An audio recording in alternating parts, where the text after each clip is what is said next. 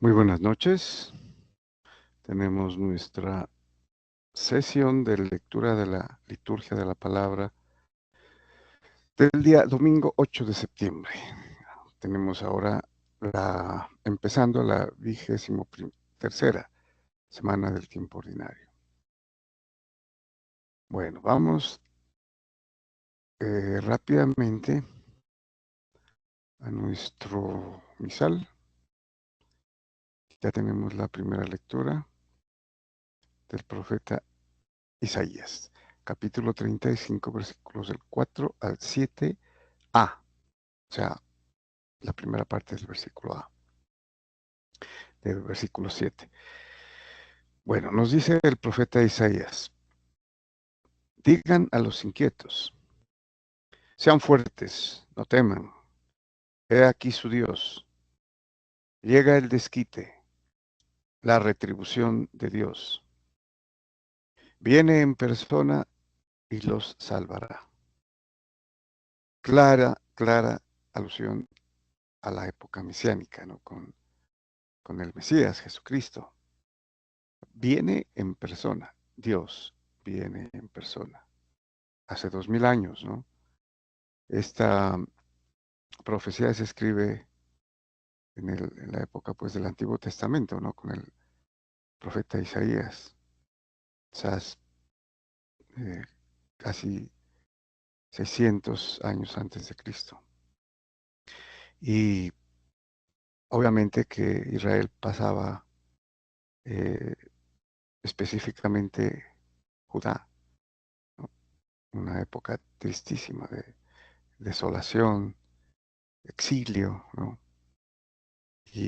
Pero aquí viene la profecía del capítulo 35, profecía mesiánica, ¿no? Dios viene en persona y los salvará. Yahshua, ¿no? Yahshua, que es Jesús, ¿no? Dios salva. Entonces es clara, ¿no? La alusión, la prefiguración mesiánica con el Señor Jesús. Viene en persona y los salvará. El mismo Dios, ¿no? Viene en persona. Entonces se despegarán los ojos de los ciegos, los oídos de los sordos se abrirán. Entonces saltará el cojo como ciervo y cantará la lengua del mudo, porque han brotado aguas en el desierto y corrientes en la estepa. Miraremos eso precisamente en el Evangelio, ¿no? De hoy. O sea, es importante ver siempre en cada lectura, cada día, especialmente el domingo, cómo se eh, relacionan las lecturas, ¿no? Están íntimamente relacionadas. Obviamente esto requiere una lectura un poco más profunda, con oración, obviamente. Pero hay, ¿no? La iglesia en su sabiduría, en la liturgia y en la selección de las lecturas ha escogido lo mejor para nosotros.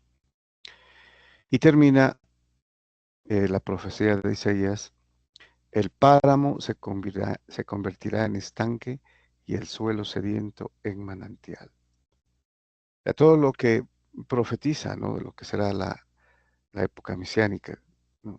Inclusive la época post-mesiánica, ¿no? Ya Jesucristo reinando, en los primeros versículos de este capítulo 35.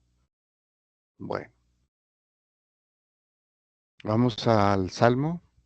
Tenemos el Salmo responsorial 145, cuyo responso es: alaba, alma mía, al Señor. Ya lo habíamos leído en otra oportunidad, ¿verdad? Y es el primero de los 5 últimos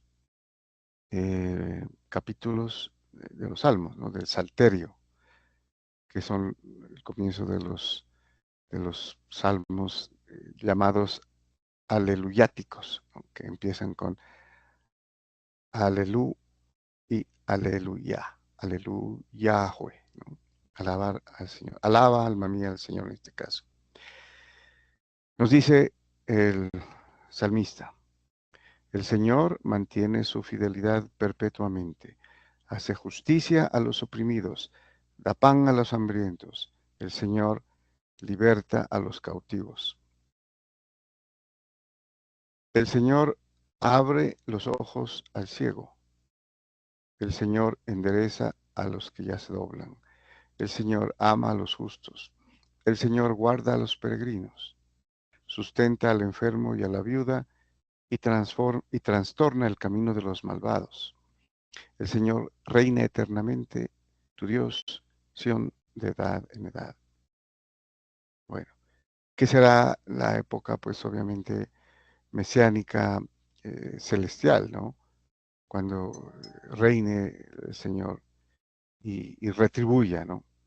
¿Sí? Porque va a castigar a los malvados y a premiar a los justos. Tu Dios, Sión, de edad en edad, tu Dios, Jerusalén, ¿no? Aquí se refiere a la verdadera Jerusalén, la Jerusalén celestial. Pero en figura, pues está la Jerusalén de, de Judea, ¿no?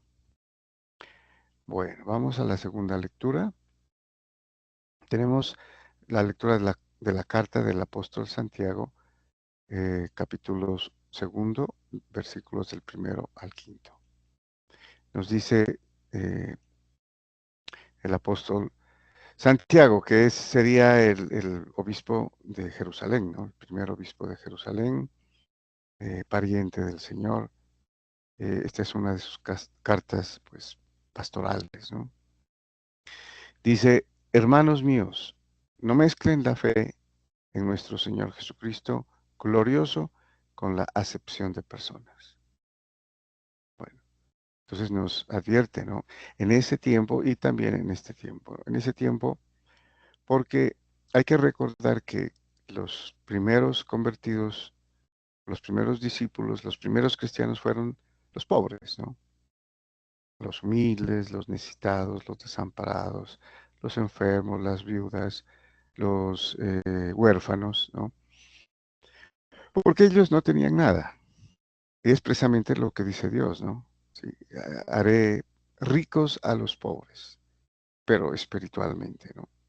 Entonces, se corría el riesgo, y de hecho sucedió, de que en las asambleas, ¿no? Que era en la misa prácticamente, ¿no? En su forma primitiva, cuando se reunían para la Eucaristía, entonces tenían preferencias, ¿no? Por la gente rica, con eh,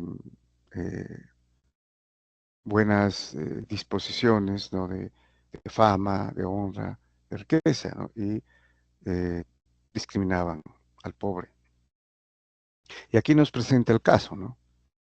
Dice: supongan que en su asamblea, o sea, en la reunión, ¿no? Ya de los primeros cristianos, entra un hombre con sortija de oro y traje lujoso, y entra también un pobre con traje mugriento. Si ustedes atienden al que lleva el traje de lujo y le dicen: tú, siéntate aquí cómodamente, y al pobre le dicen: tú, quédate ahí de pie o siéntate en el suelo, a mis pies. ¿No están haciendo discriminaciones entre ustedes y convirtiéndose en jueces de criterios inicuos? Escuchen, mis queridos hermanos, ¿acaso no eligió Dios a los pobres, según el mundo, como ricos en la fe y herederos del reino que prometió a los que lo aman? Aquí lo que les había dicho, ¿no? Entonces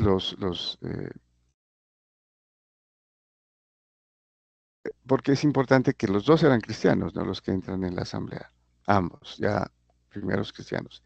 Pero el uno rico, ¿no? Lujoso, fastuoso, digámoslo, ¿no? Y entonces lo honran, ¿no? Le hacen la venia y le dicen: siéntate acá adelante, cómodamente. Y al pobre, tal vez mal vestido, le dicen: quédate por allá atrás y siéntate en el suelo, ¿no? Eso está en contra de la fe, en contra del amor eh, que nos comunica, ¿no? El Evangelio. Todos somos miembros del mismo cuerpo. Todos tenemos un oficio, ¿no? Un trabajo. una obra que hacer, porque somos parte de ese cuerpo místico que es la iglesia. Entonces no podemos discriminarnos, ¿no? Así aparezcamos unos eh, ricos, con influencia, con prestigio. No, no. Puede ser mejor, más valioso, un pobre, un enfermo, un, eh, una persona que pase tantas necesidades, ¿no? Como vemos a diario. Ese, a él hay que amarlo, ¿no? A él hay que brindarle nuestro afecto porque está en desventaja. Y terminamos con el Evangelio. Tenemos entonces a San Marcos, capítulo 7, versículos del 31 al 37. Y aquí veremos la conexión que hace, ¿no? Isaías, que hace el Salmo, que hace también la carta del apóstol Santiago. Nos dice San Marcos, en aquel tiempo, dejando Jesús el territorio de Tiro, pasó por Sidón, camino del mar de Galilea, atravesando la Decápolis. O sea, dejaba el sitio pagano, ¿no? Los gentiles de Tiro, Sidón, eh, y se adentraba hacia Galilea, ¿no? Queriendo llegar hasta de- el lago de Galilea, ¿no? Tiberíades. Y le presentaron un sordo, que además apenas podía hablar, y le piden que le imponga la mano. Él, apartándolo de la gente, a solas le metió los dedos en los oídos y con la saliva le tocó la lengua. Y mirando al cielo, suspiró y dijo, Éfata, te dijo, Éfata, esto es, ábrete. Y al momento se le abrieron los oídos, se le soltó la traba de la lengua y hablaba correctamente. Bueno, le dicen que le imponga la mano, ¿no? Porque ya sabían, este era un gesto de imposición de manos, ¿no? Eso viene de allá de los judíos para bendecir a alguien, para la unción, lo que hacían los profetas a los reyes, a los ungidos, ¿no? Que por eso se llamaba ungidos, ¿no? O a Mashiach.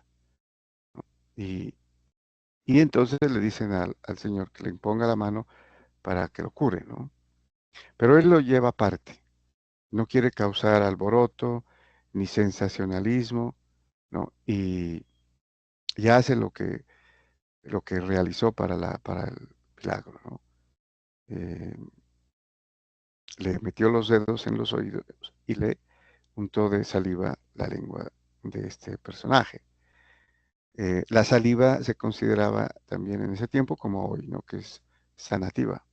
Pero él no quería que lo vean porque pues podían tomarlo como algo como mágico, ¿no? Podían escandalizarse.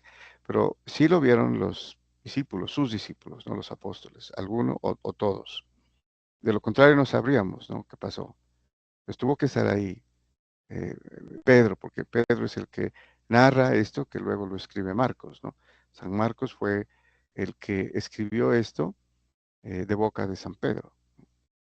Y entonces, para evitar, ¿no? El- tal vez la confusión también, ¿no? Y les dice precisamente, Él les mandó que no lo dijeran a nadie, pero cuanto más se los mandaba, con más insistencia lo proclamaban ellos. Y en el colmo del asombro decían, todo lo ha hecho bien. Hace oír a los sordos y hablar a los mudos. Lo que profetizó Isaías, ¿no? Lo que Jesucristo les dijo a los discípulos cuando venían desde mandados por Juan el Bautista, a decir, bueno, quién era él, ¿no? Y él les dice, escuchad lo que dice Isaías, ¿no? Los sordos, sordos escuchan, los mudos hablan, ¿no? Y los demás signos. Entonces aquí se conecta, obviamente, con este milagro, con las demás lecturas, ¿no? Es la época mesiánica que viene a cumplir la profecía de Isaías. Muy bien, muchas gracias. y bendiciones.